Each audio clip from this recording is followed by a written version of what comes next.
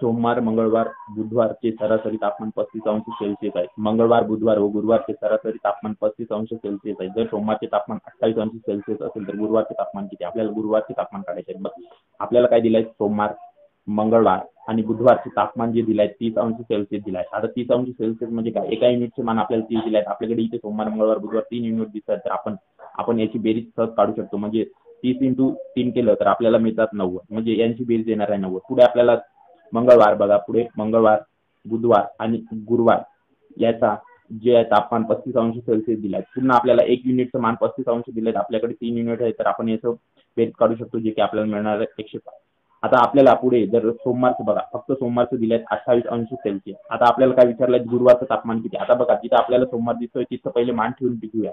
बघा पहिल्या याच्यात आपल्याला इथे सोमवार दिसतोय म्हणजे याचाच अर्थ या 90 तापमानामध्ये सोमवारचं तापमान इन्क्लूड असेल. जर का आपल्याला मंगळवार आणि बुधवारचं तापमान काढायचं असेल तर आपण 90 म्हणून फक्त सोमवारचं तापमान जर मायनस केलं तर आपल्याला किती मिळतात? 62°C. म्हणजे याचाच अर्थ जे 62°C असणार आहे ते मंगळवार आणि बुधवारचं तापमान असणार आहे. आपल्याला गुरुवारचं तापमान काढायचं आहे. आता बघा इथे आपल्याला मंगळवार आणि बुधवार दिसतो आणि इथे गुरुवार सुद्धा आहे. याचाच अर्थ या 105 मध्ये आपल्याला मंगळवार आणि बुधवारचं तापमान सुद्धा इन्क्लूड असणार आहे.